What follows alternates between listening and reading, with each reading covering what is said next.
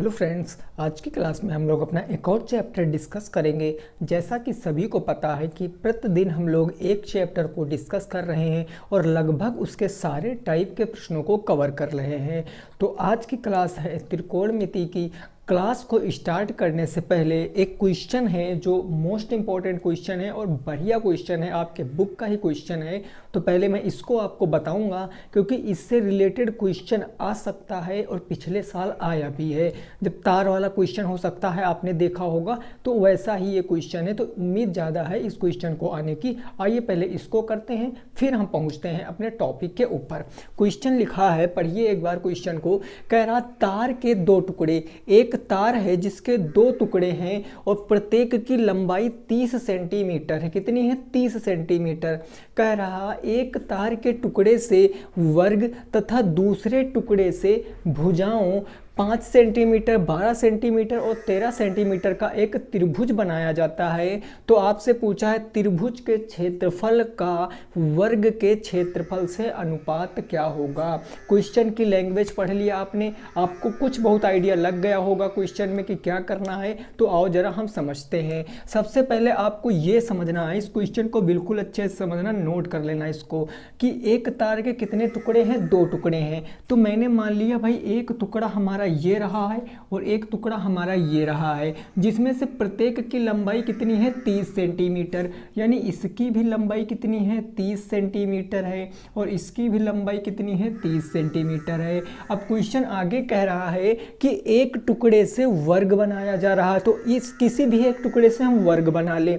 अगर हम इस टुकड़े से वर्ग बनाते हैं तो आप हमें ये बात बताओ कि ये जो वर्ग बना है ये पूरा टुकड़ा कितना है? 30 सेंटीमीटर का है। अगर मैं आपसे पूछूं कि वर्ग की भुजा मान लिया है a सेंटीमीटर है, वर्ग की भुजा मैंने माना कितनी है? वर्ग सेंटीमीटर। तो जो ये आपका तार है, ये तार पूरी बाउंड्री पर लगा है ना, और वर्ग की जो बाउंड्री या आयत की जो बाउंड्री होती है या जो वृत्त की बाउंड्री होती है वो क्या होती है? परिमाप होती है।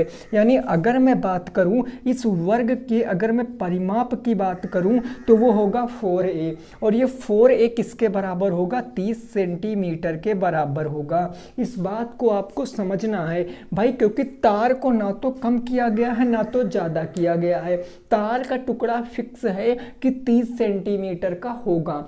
अब तार को मोड़ के ऐसे बना दिया गया है वर्ग, तो तार को जो मोड़ा गया तो तार तो वही होगा और ये वर्ग का क्या बन जाएगा? परिमाप बन जाएगा। वर्ग का परिमाप होता है 4 × a। अब यहाँ से हम वर्ग की क्या निकालेंगे? भुजा निकालेंगे। तो यहाँ से अगर मैं a की वैल्यू निकालूंगा तो ये हो जाएगा 30 बटे कितना हो जाएगा? 4। अगर मैं इसको और सिंप्लीफाई करूंगा तो 2 से 15 बार में, 2 से 2 बार में, यानी a कितना आ गया? 15/2 सेंटीमीटर। और a क्या है? इस वर्ग की भुजा है। क्लियर? अब देखो यहाँ पर कहा गया कि आपको अब इस टुकड़े से एक त्रिभुज बनाया गया। त्रिभुज की माप कितनी है? 5 सेंटीमीटर, 12 सेंटीमीटर और 13 सेंटीमीटर। अब एक बात बताओ, ये जो 5 सेंटीमीटर, 12 सेंटीमीटर और 13 सेंटीमीटर हैं, ये फिक्स मैंने आपको कराया है। क्या कराया? ये कैसा त्रिभुज होता है? ये आपका राइट एंगल ट्रायंगल होगा। ये आपका एक समकोण त्रिभुज होगा। अगर आप कर्ण का स्क्वायर करोगे और उसमें वर्ग लंब का स्क्वायर प्लस आधार का स्क्वायर, इन दोनों का वर्ग का सम अगर सिंपल आता है, सेम आता है, तो वो क्या होता है? समकोण त्रिभुज होता है। 12 का स्क्वायर 144, 5 का स्क्वायर 25, 144 प्लस 25 169 हो गया, जो कि 13 का वर्ग होता है। तो अगर ये समकोण त्रिभुज है तो आप हमें बताओ इस त्रिभुज का क्षेत्रफल क्या होगा?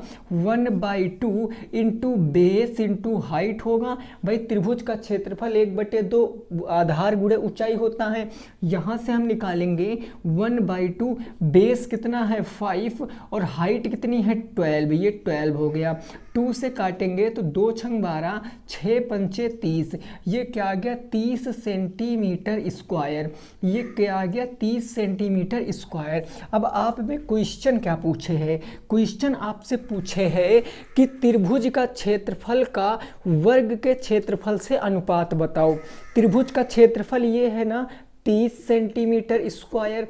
इसका अनुपात बताना है किससे? वर्ग के क्षेत्रफल से। वर्ग की भुजा कितनी है?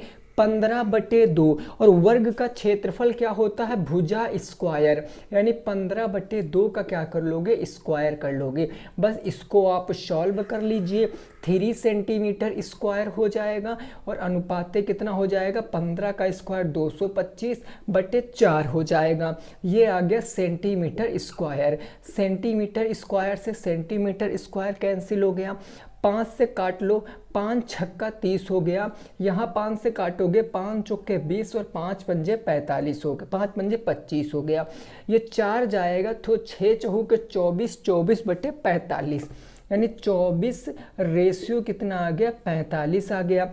3 से काट दो, 3 अठे 24, 3 एकम 3 पंजे 15, तो आंसर कितना आएगा? 8:15 आएगा। ये क्वेश्चन का बिल्कुल सही जवाब है। कितना आएगा? 8:15। मैं फिर से इस क्वेश्चन को एक्सप्लेन कर दूं, इंपॉर्टेंट है, मैं बार बार बोल रहा हूं, ऐसा क्वेश्चन आएगा। क्वेश्चन में कहा था कि 30 सेंटीमीटर तार के 2 टुकड़े हैं। अब एक टुकड़े से आपने वर्ग बनाया और एक टुकड़े से 5 सेंटीमीटर, 12 सेंटीमीटर और 13 सेंटीमीटर लंबाई का एक आपने त्रिभुज बनाया। चूंकि 5, 12, 13 ये समकोण त्रिभुज है। देखो समकोण त्रिभुज है ना, तो समकोण त्रिभुज का क्षेत्रफल 1/2 आधार गुणे ऊंचाई। हमने समकोण त्रिभुज का क्षेत्रफल निकाला 30 सेंटीमीटर स्क्वायर। अब कह रहा जिससे आपने वर्ग बनाया है वो भाई टुकड़ा तो फिक्स था, तो ये पूरी बाउंड्री क्या होती है? परिमाप। तो परिमाप था 4a बराबर 30, a बराबर मैंने 15/2 निकाला। अनुपात पूछा था तो अनुपात दिखा दिया। अब आई होप आपके समझ में आ गया होगा, उम्मीद करते हैं। आओ अगले प्रश्न पे पहुंचते हैं, और प्रश्न से पहले अब हम सीखेंगे त्रिकोणमिति का पहले कंसेप्ट, उसके बाद हम क्वेश्चन के ऊपर प्रस्थान करेंगे। समझ गए हो भाई? अब कंसेप्ट मैं आपको बताऊंगा। देखो त्रिकोणमिति इंपॉर्टेंट है तो आपको समझना है, और बस उतना ही मैं आपको बताऊंगा जितना आपके लिए इंपॉर्टेंट है। बाकी ज़्यादा चीज़ें मैं आपको नहीं बताऊंगा। एग्ज़ाम टाइम आपका दिमाग ख़राब करने से कुछ नहीं होगा, बस उतना ही आपको पढ़ना है जितना एग्ज़ाम में बन सकता है। बाकी त्रिकोणमिति थोड़ा लेंथी टॉपिक है, अगर आप अच्छे से पढ़ोगे तो 7 से 8 दिन आपको समझाने में लगेंगे, बट इतना टाइम नहीं है। मैं एक क्लास में कवर करने की कोशिश करूंगा। तो बस अब कॉपी पेन उठा लेना है, जो चीज़ नहीं पता है वो नोट करते जाना है, ठीक है ना। सबसे पहले आपको ये समझना है कि त्रिगो होता क्या है, त्रिकोणमिति होती क्या है। तो त्रिकोणमिति में क्या होता है? मेजरमेंट करते हैं राइट एंगल ट्रायंगल का। जो त्रिकोणमिति है वो टोटली डिपेंड होती है किसके ऊपर? Right angle triangle. Right angle triangle की अगर आपने सारी प्रॉपर्टी पढ़ ली तो ये समझ लीजिए आपको त्रिकोणमिति आ गई। राइट एंगल ट्रायंगल को हिंदी में क्या कहते हैं? समकोण त्रिभुज। समकोण त्रिभुज होता है, ठीक है ना। उसके बाद इस त्रिकोणमिति के कितने रेशियो होते हैं? अगर मैं अनुपात की बात करूं तो इनके जो अनुपात होते हैं वो मैंने कई बार आपको बताया है, टोटल 6 अनुपात होते हैं, लेकिन जो मेन होते हैं वो 3 होते हैं। कौन कौन से? एक आपने पढ़ा होगा साइन, दूसरा आपने पढ़ा होगा कॉस, तीसरा पढ़ा होगा आपने टैन। ये 3 होते हैं इंपॉर्टेंट, मेन वाले। 3 इनके रेसिप्रोकल होते हैं, अपोजिट। साइन का अपोजिट क्या होता है? तो साइन का अपोजिट आप कह सकते हो कॉसेक होता है, याद रखना। साइन का अपोजिट कॉसेक होता है। कॉस का अपोजिट क्या होता है? सेक होता है। ये बात आप याद रखो, यहीं से आप त्रिकोणमिति सीख जाओगे। टैन का अपोजिट क्या होता है? कॉट होता है। अब इतनी बात आपके समझ में आ गई। त्रिकोणमिति में कितने रेशियो होते हैं? 6 रेशियो, साइन, कॉस और टैन। साइन का उल्टा कॉसेक होता है, कॉस का उल्टा सेक होता है, टैन का उल्टा कॉट होता है, ठीक है। दूसरी बात, अगर ये राइट एंगल ट्रायंगल है, अगर त्रिकोणमिति राइट एंगल ट्रायंगल पर वर्क करती है, तो हमें पता है यदि मैं एक राइट एंगल ट्रायंगल बना दूं, सपोज दैट एक मैं राइट एंगल ट्रायंगल बना दिया और हमने कहा कि यह हमारा एंगल कोई है, मान लिया यह हमारा थीटा एंगल है, तो राइट एंगल में एक एंगल 90 डिग्री का होता है। ये मैंने इसका नाम दे दिया है A, B और C, ठीक है ना। नाम दे दिया। अब जो 90 डिग्री के ठीक सामने भुजा होती है ये हमेशा हाइपोटेनस होती है, हिंदी में इसको कर्ण बोलते हैं, ये हमेशा हाइपोटेनस होती है।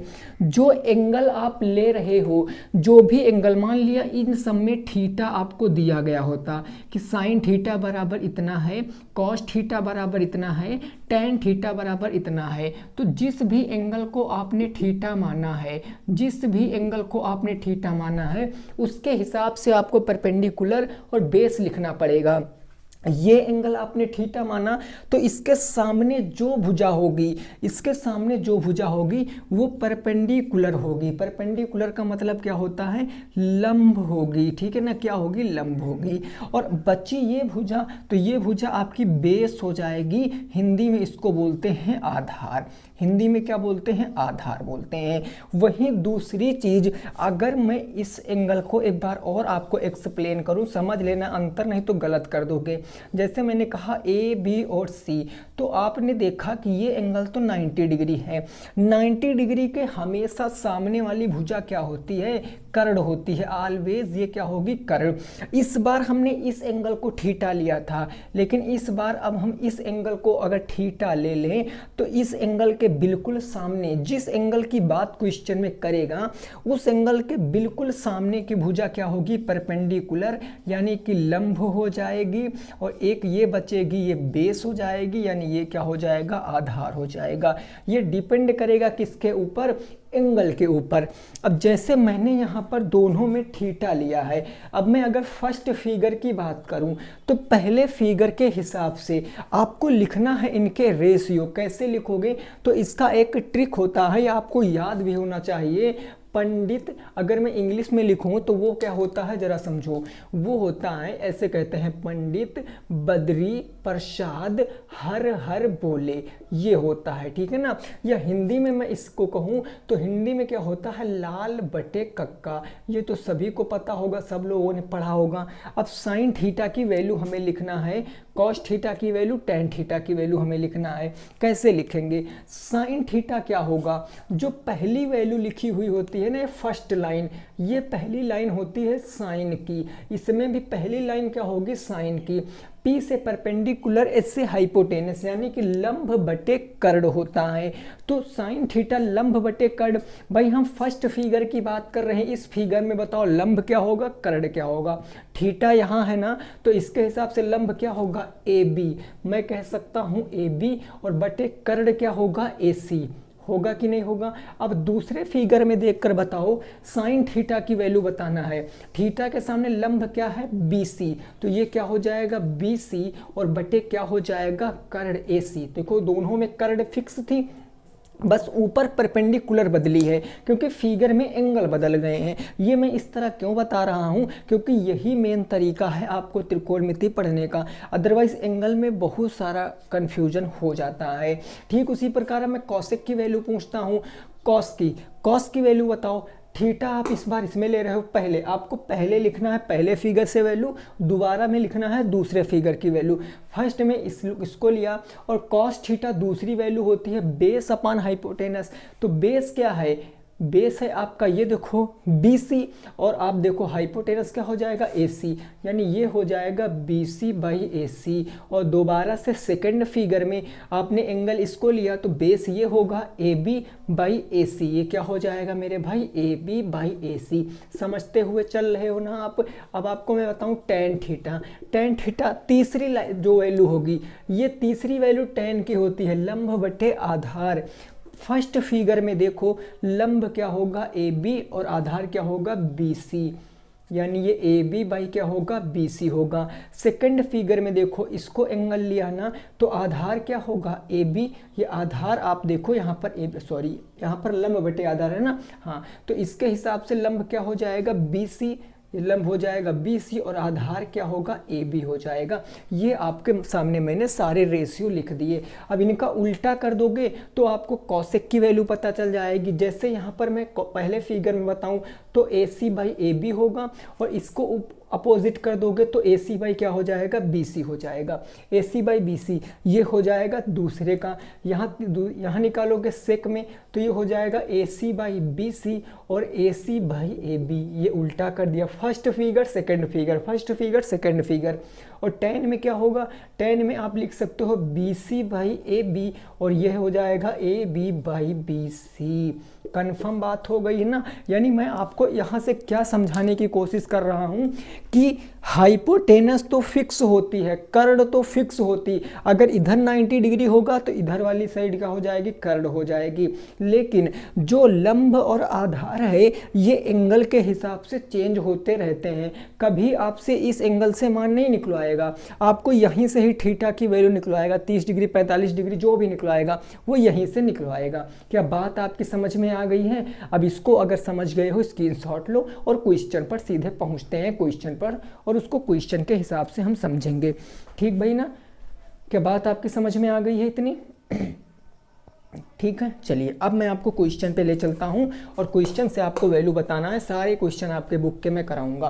15 मिनट में आपने सारा कुछ बेसिक सीख लिया है। और मेरे भाई यकीन मानना, अगर जिसने बेसिक को स्किप कर दिया फिर वो डायरेक्ट क्वेश्चन नहीं लगा सकता है, अगर उसने पहले नहीं पढ़ रखा है तो प्लीज़ आप बेसिक को ज़रूर सीखा करो। मैथ पूरी डिपेंड करती है कॉन्सेप्ट के ऊपर। कॉन्सेप्ट अगर अच्छे हैं तो आप क्वेश्चन लगा दोगे, ठीक है ना। हमने आपसे कहा, क्वेश्चन है आपका पेपर में आया हुआ फर्स्ट क्वेश्चन कि यदि साइन थीटा बराबर 3/5 है तो कहा गया है शेष त्रिकोणमितीय अनुपात बताओ। शेष अनुपात बताओ। अब मैंने शेष यहाँ पर लिख दिया, आप में से कुछ ही वैल्यू पूछा था, आप में से 2 ही 3 वैल्यू पूछा था, लेकिन मैंने शेष यहाँ पर क्यों लिख दिया, क्योंकि हम सारे निकाल लेंगे, कुछ भी पूछे हम आसानी से बता सकते हैं और आपका कंसेप्ट भी बिल्ड हो जाएगा। अब इसके लिए आप कैसे लगाओगे क्वेश्चन को, देखो कैसे लगाएंगे। सबसे पहली बात तो आपको क्या सीखना है, सबसे पहले आपको ये सीखना है कि आपको एक ट्रायंगल बनाना है। ट्रायंगल में आपको सारी साइडों की वैल्यू पता कर लेनी है। क्या बोला, एक आपको ट्रायंगल बनाना है, ट्रायंगल में सारी की वैल्यू पता करना। ट्रायंगल में 3 साइड होती है ना, तीनों साइड की वैल्यू। तो हम सबसे पहले एक बना लेंगे ट्रायंगल। ये हमने एक आपका क्या बना लिया, ट्रायंगल 90 डिग्री जिसमें एक एंगल होगा, ये हो गया 90 डिग्री का एंगल। इसका मैं नाम दे देता हूँ अगर A, B और C। तो अब इसमें वैल्यू क्या लिखेंगे, वो साइन के हिसाब से लिखेंगे। आप हमें बताओ साइन थीटा बराबर क्या होता, भाई लंब बटे कर्ण होता है, अभी आपने देखा। और इसके सामने दिया क्या गया है, 3/5, यानी लंब है 3 और कर्ण कितनी है, 5 है। तो थीटा आप किसी को फिक्स कर लो, बस याद रखना जिसको थीटा फिक्स करोगे वो थीटा ही पूरे में बना रहेगा। अगर ये आपने माना कि एंगल थीटा है, चूंकि थीटा दिया गया था, तो इसके सामने की भुजा ये लंब हो जाएगी 3 और ये कर्ण कितनी हो जाएगी, 5। अब तीसरी साइड कैसे निकालेंगे, क्योंकि आपने पढ़ रखा है, मैंने भी कई बार पढ़ाया है कि कर्ण स्क्वायर बराबर क्या होता है, लंब स्क्वायर प्लस किसके स्क्वायर के, आधार स्क्वायर के। यही होता। कर्ण देखो 5 का स्क्वायर, लंब कितना है 3 का स्क्वायर, आधार आप निकाल सकते हो यहाँ से, तो ये आधार का स्क्वायर। 5 का स्क्वायर 25, 3 आएगा माइनस कर देगा तो इधर क्या आ जाएगा, आधार का स्क्वायर। 25 में से 9 जाएगा 16, रूट आ जाएगा तो अंडर रूट 16 का मतलब क्या होता है, अंडर रूट 16 का मतलब 4 होता। तो ये साइड कितनी आ गई, 4 आ गई। फिर से समझ लीजिए, ये क्वेश्चन आसान है तो इसीलिए यहाँ पर परफेक्ट रूट निकल रहा। कभी कभी जो विद्यार्थी थोड़ा कम समझ पाते हैं वो यहाँ पर अगर चीज़ें रूट में आ गई, मतलब इनरेशनल नंबर हो गई जिनका रूट नहीं निकल सकता है, तो उसकी भी आप रूट निकालने के चक्कर में पड़ रहे हैं। नहीं, आपका अगर रूट नहीं निकल रहा है तो आप क्या कीजिए, रूट में ही संख्या रख दीजिए, क्योंकि रूट में भी संख्या आ जाती है। कि यहाँ निकल चुका है तो हमने निकाल लिया। अब आपको सारे मान बताने हैं। सबसे पहले साइन हो गया, साइन के बाद मैं आपसे पूछूं कॉस थीटा क्या होता है, तो कॉस थीटा आधार बटे कर्ण होता है। मैं आपसे पूछूं टैन थीटा क्या होता है, तो टैन थीटा क्या होता है, लंब बटे आधार होता है, लाल बटे कक्का, है ना। अब आप देखो यहाँ से कॉस थीटा की वैल्यू निकालोगे, थीटा आपने ये लिया, इसके हिसाब से आधार क्या होगा, ये 4, और कर्ण आपका कितना था 5, तो इसकी वैल्यू 4/5। टेन थीटा के हिसाब से लंब कितना होगा 3, ये हो गया 3 बटे आधार कितना होगा 4, तो 3/4 हो जाएगा। कॉस और टेन साइन की आपको पता थी, तो अब हम निकालेंगे सबसे पहले तो सेक थीटा, क्योंकि ये इसका सेक अपोजिट होता है। तो सेक थीटा भाई ये आधार बटे कर्ण है, और सेक क्या होगा कर्ण बटे आधार। कर्ण है 5, आधार हो जाएगा 4। सेक के बाद हम टेन थीटा की वैल्यू, सॉरी टेन हो गया ना, टेन के बाद क्या निकालेंगे कॉट थीटा की वैल्यू। कॉट थीटा क्या होगा, इसका अपोजिट आधार बटे लंब हो जाएगा, यानी आधार कितना है 4, लंब हो जाएगा 3। तो कितने अनुपात पता चले, 2 और 2 4, एक आपको दिया गया था 5, और टोटल होते कितने हैं 6। कौन सा बचा, कॉसेक थीटा बचा। कॉसेक थीटा क्या होता है, साइन का अपोजिट। साइन लंब बटे कर्ण होता है, तो ये कर्ण बटे लंब। कर्ण कितनी है 5 और लंब कितना है 3, ये आपके सब मान पता चल गए। ये आपके सब मान पता चल गए। देखो लास्ट टाइम में समझने के लिए जो स्टूडेंट पढ़ने वाले हैं वो एक क्वेश्चन से भी समझ सकते हैं, और जिनका मन नहीं है पढ़ने का वो कभी नहीं समझ सकते। इस बात को आप विशेष तौर पे याद रखना है। बस इस लास्ट क्षण भर में आपको जहाँ से सोर्स मिले, जितना कंटेंट मिले उतना पढ़ लीजिए, उतना कोर्स पढ़ लीजिए, उतनी प्रैक्टिस कर लीजिए। फिर कहना आप एक बार, फिर आप किसी से नहीं कह सकते हमारा इस बार बैक लगा, हमारे इतना नंबर आया, 1 नंबर से रह गया, 2 नंबर से रह गया, कभी नहीं कहोगे। तुरंत आप क्वेश्चन लगा दोगे। बस एक बार आप समझो तो चीज़ों को, खुद से प्रयास करो थोड़ा सा समझने का। ये सिंपल क्वेश्चन था, समझ में आ गया ना, क्लियर बात हो गई। ओके, अब हम आगे पहुंचेंगे, अगला क्वेश्चन देखेंगे और उसको सॉल्व करेंगे। ये बेसिक क्वेश्चन था, थोड़ा सा मैंने बेसिक, देखो मैंने लेवल के हिसाब से ही क्वेश्चन लिए हैं, ताकि आपका जो कंसेप्ट है वो उसी सीक्वेंस में चल सके जिस सीक्वेंस में चीज़ें आपको पढ़ना चाहिए, है ना। अब अगला देखो क्वेश्चन मैं दे रहा हूँ, इसको ज़रा सॉल्व करने की कोशिश करो। क्वेश्चन मैंने दे दिया, क्वेश्चन नंबर 2 है, ये सारे बुक के हैं क्वेश्चन, मैं बार बार कह रहा हूँ।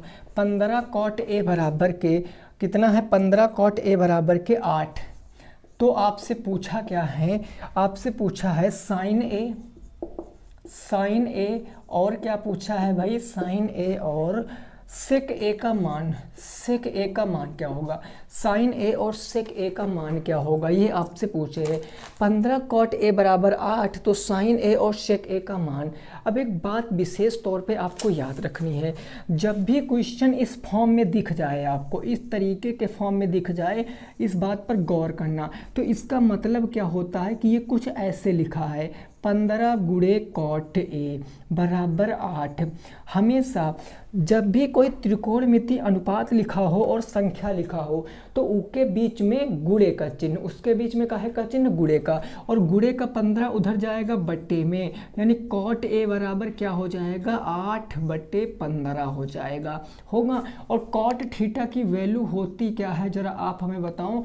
कॉट थीटा की वैल्यू लंब बटे आधार टेन की होती है, तो इसकी क्या हो जाएगी, आधार बटे लंब हो जाएगी। ऐसे देख लिया करो, लाल बटे कक्का आप ऐसे लिख लिया करो, नकल करने में कोई हमारी दिक्कत वाली बात नहीं है।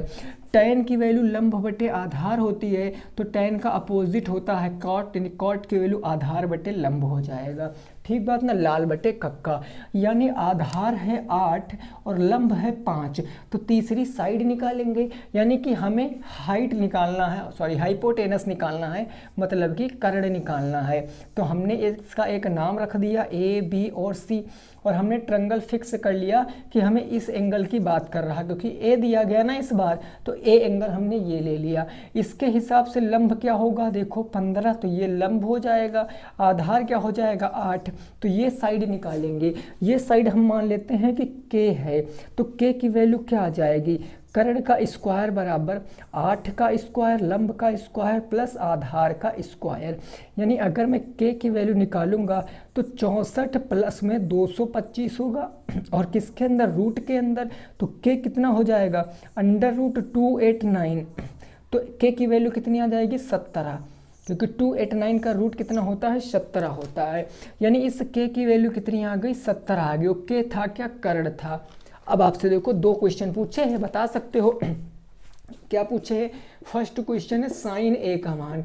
साइन थीटा क्या होता है, लंब बटे कर्ण होता है। एंगल ए है, ए के हिसाब से लंब क्या हो जाएगा 15, कड़ हो जाएगा 17। तो मान कितना आएगा 15/17 पहले क्वेश्चन का। दूसरा आपसे पूछा है सेक ए का मान। सेक थीटा होता क्या है कर्ण/आधार, क्योंकि कॉस का अपोजिट होता है तो ये होगा कर्ण/आधार। एंगल ए है तो ए के हिसाब से कर्ण 17 है ना, कर्ण 17 तो कर्ण के स्थान पर हम 17 रख देंगे। आधार क्या होगा एंगल के सामने, ये तो हो जाएगा परपेंडिकुलर और ये बचा आधार, तो 17/8। ये दोनों क्वेश्चन के आंसर है, नोट कर सकते हो। ये क्या है दोनों क्वेश्चन के आंसर हैं, या आप नोट कर लीजिए। हम आगे बढ़ेंगे और अगले क्वेश्चन को लगाने की कोशिश करेंगे, ठीक है ना भाई।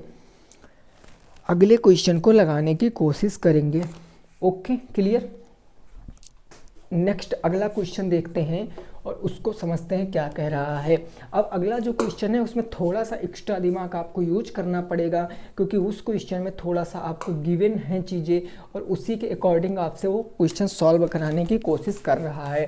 क्वेश्चन में लिख दे रहा हूँ। क्वेश्चन कह रहा है कि त्रिभुज ABC में आपको क्या दिया गया है PR + QR।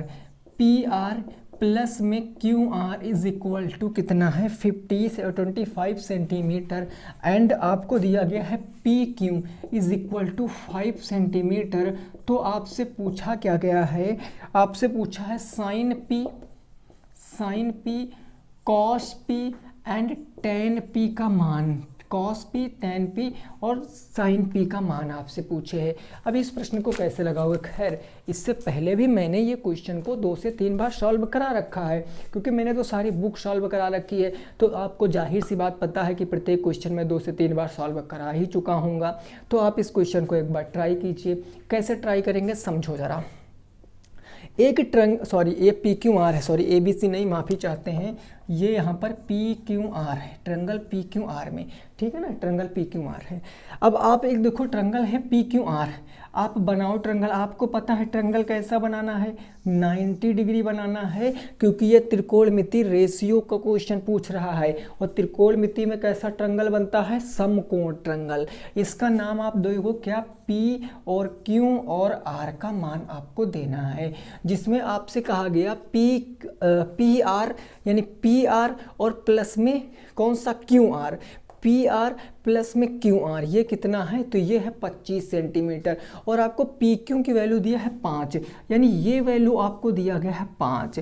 अब इन दोनों वैल्यू की आपको नहीं पता है मान क्या होगा, 5 सेंटीमीटर हमने मान लिया। अब बात आती है ये और ये साइड कैसे निकालेंगे, क्योंकि हमें तो तीनों साइडें पता होनी चाहिए तब हम वैल्यू बता सकते हैं। तो उसके लिए यदि मैं इसको x मान लूँ तो ये क्या होगा, क्योंकि इसका सम कितना है 25 सेंटीमीटर है, तो यदि ये x है तो ये कितना होगा 25 माइनस x होगा कि नहीं होगा। जो भी साइड होगी इन दोनों का सम 25 आएगा। अब इन दोनों का सम करोगे तो 25 आ जाएगा। अब यहाँ से आप इजीली x की वैल्यू निकाल सकते हो, क्योंकि कर्ण का स्क्वायर 25 माइनस x स्क्वायर बराबर लंब का स्क्वायर प्लस आधार का स्क्वायर होगा।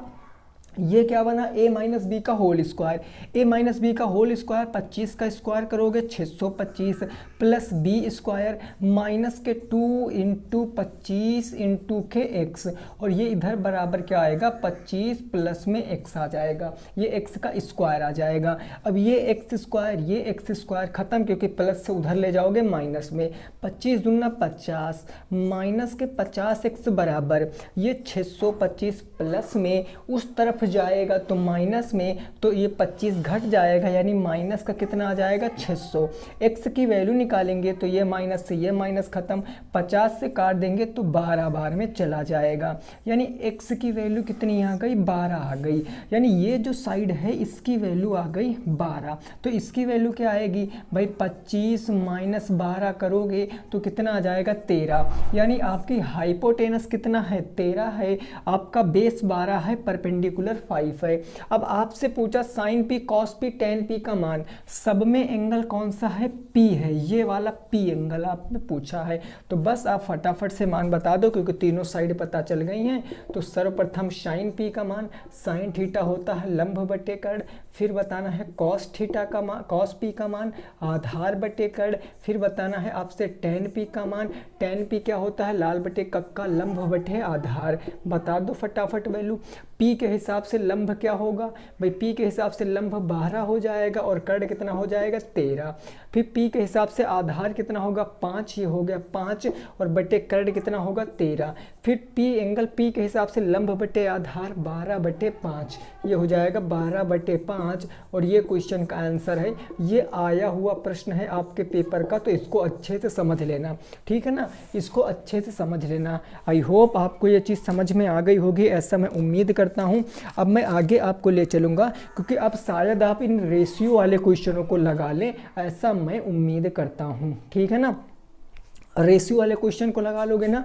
अब देखो, अब आती है वैल्यू वाले क्वेश्चन की बात कि वैल्यू वाले क्वेश्चन कैसे निकालते हैं। तो बस उसमें वैल्यू याद करना पड़ता है, तो आपको तो वैल्यू याद होगा, बट मैं जो अभी आपको बताने जा रहा हूँ ये बहुत इंपॉर्टेंट है भाई, ये बहुत इंपॉर्टेंट है और ये पेपर में आ गया तो ये मानिए कि अगर आप करके आ रहे हो तो आप सबसे आगे रहोगे।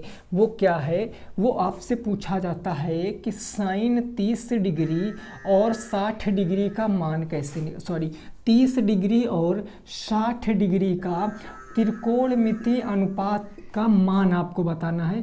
त्रिकोणमिति वैल्यू आपको ज्ञात करना है। कैसे ज्ञात करोगे, क्वेश्चन आएगा कि 30 डिग्री और 60 डिग्री के त्रिकोणमिति अनुपात निकाल कर बताओ, तो आपको प्रॉपर निकाल कर बताना है। ये नहीं कि डायरेक्ट साइन 30 अंश का मान 1/2, कॉस 30 अंश का मान √3/2, टेन 30 अंश का मान 1/√3, ऐसे नहीं लिखना है, आपको निकाल कर बताना है। कैसे निकालोगे, सारी बातों को समझो। यहाँ पर देखो आपको करना क्या है, आपको सबसे पहले सर्वप्रथम आपको क्या करना है, इस बात को समझो। सर्वप्रथम आपको एक समबाहु त्रिभुज बनाना है। अब समबाहु त्रिभुज कैसे बनाओगे, समबाहु त्रिभुज में आपको पता है कि सारी साइडें क्या होती हैं, बराबर। ये सारी साइडें हो गई बराबर, ये सारी साइडें क्या हैं, बराबर हैं। और समबाहु में प्रत्येक कोण कितना होगा, 60 डिग्री का होगा। एंगल की ट्रायंगल की क्लास में बताया ना, ये भी 60 हो जाएगा, ये भी 60 हो जाएगा और ये भी 60 होगा। अब आपको 30 डिग्री भी चाहिए। 30 डिग्री कैसे, अगर मैं यहाँ से परपेंडिकुलर डाल दूँ, परपेंडिकुलर का मतलब क्या होता है, लंब, तो ये एंगल 30 बचेगा और ये एंगल 30 बचेगा। ये भी 90 हो गया, ये भी 90, तो 9 6 15 3 18 180, 9 6 15 3 18, ये भी 180 हो गया। अब आपने त्रिभुज कैसा बनाया था, समबाहु। समबाहु त्रिभुज का मतलब सारी भुजाएं क्या होंगी, बराबर। यानी यदि ये ए था तो ये भी ए होगा और ये पूरी साइड यहाँ से यहाँ तक ए होगी।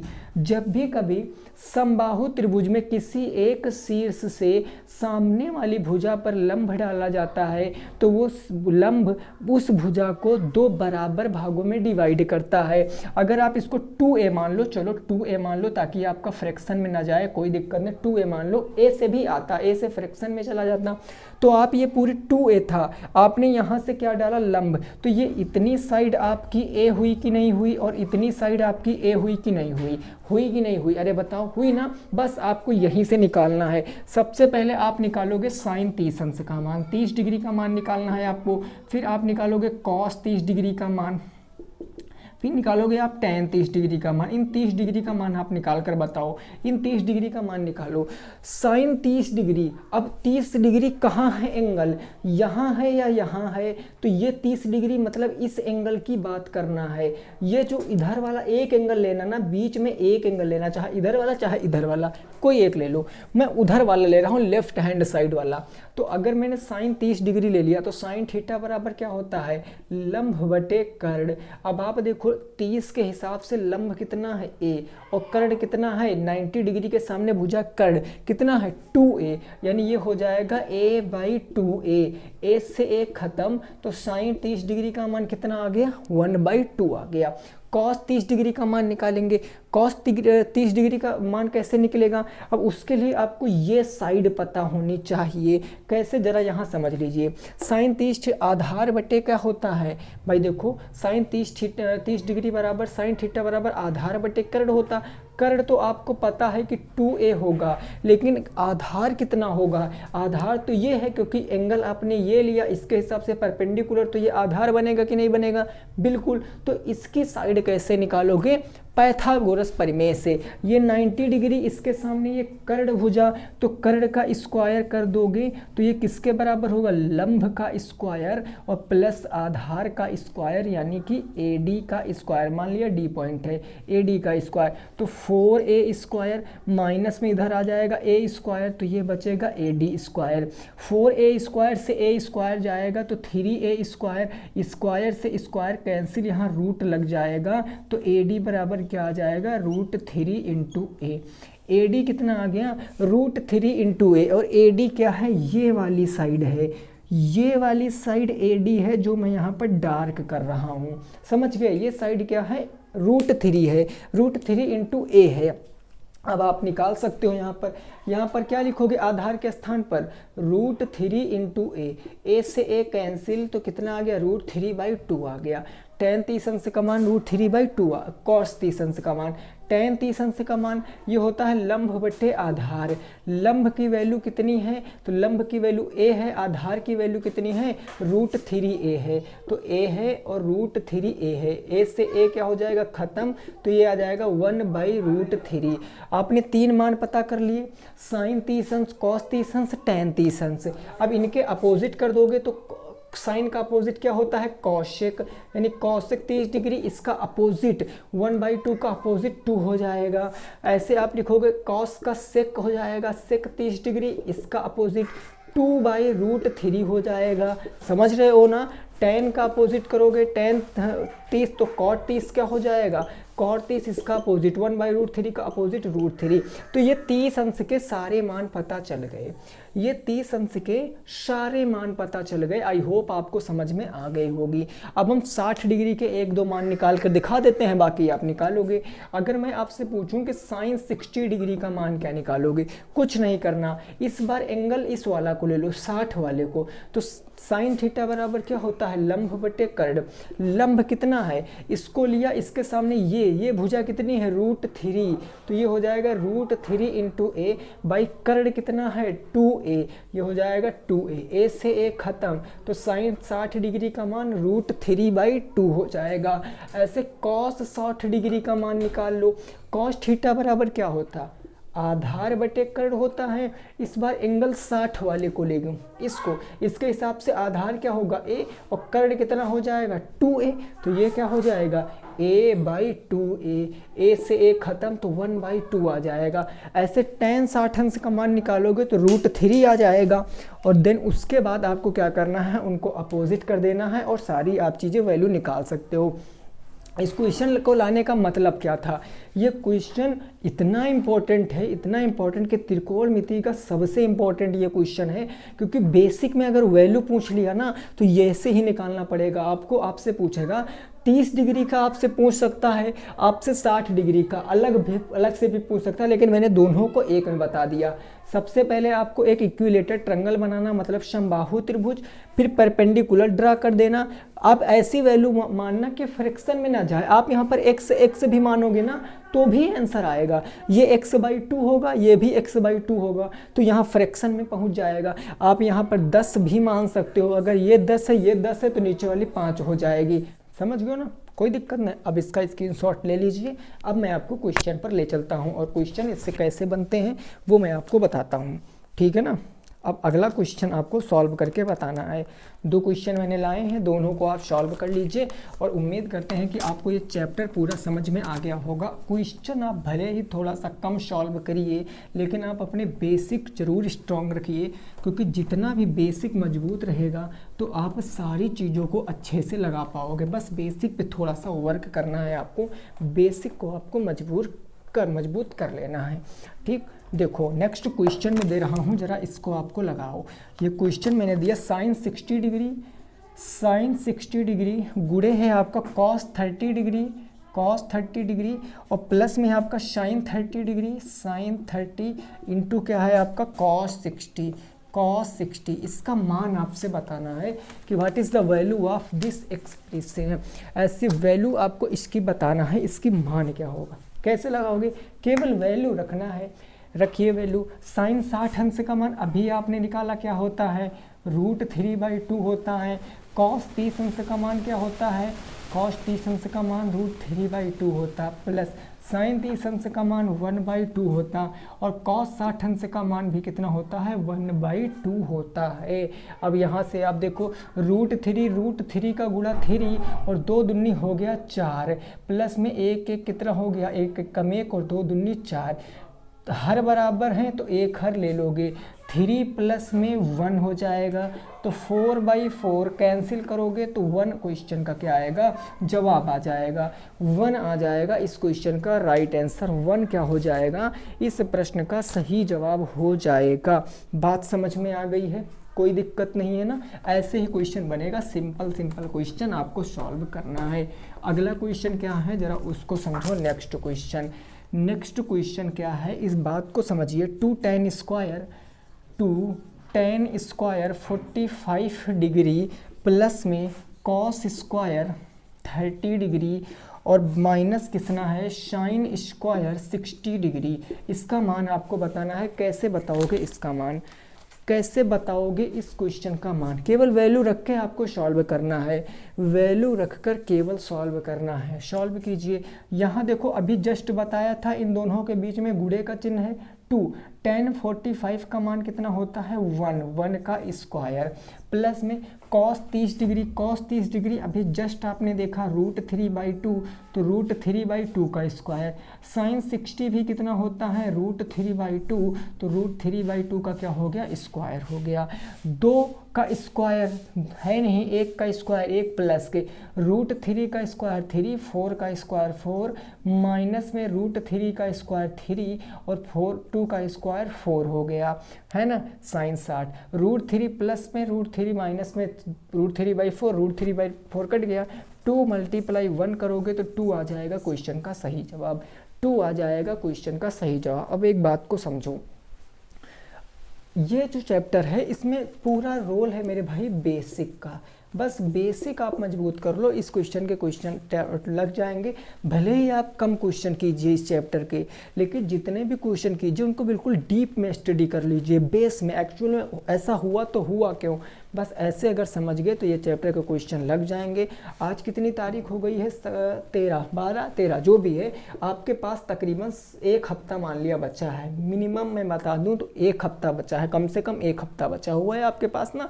1 हफ्ते में अगर आप दिन में मान लिया 3 घंटे भी पढ़ाई कर रहे हो, 1 हफ्ते में 3 घंटे तो 7 दिन में 21 घंटे। और अगर आप एक चैप्टर को मान लिया एक दिन में एक चैप्टर भी खत्म कर रहे हो ना विधिवत तरीके से, तो भी आप आराम से 7 दिन में पूरी मैथ को समाप्त कर सकते हो। ऐसा मैं समझ सकता हूँ कि आप ऐसा सोच रहे होंगे। बाकी आपकी रणनीति क्या है, आप हमसे बेहतर भी रणनीति बना सकते हो, डिसीजन ले सकते हो, उसमें कोई घबराने की बात नहीं है। मिलेंगे आपसे नेक्स्ट क्लास में, तब तक आप रखेंगे अपना ख्याल। जय हिंद, जय भारत और वंदे मातरम।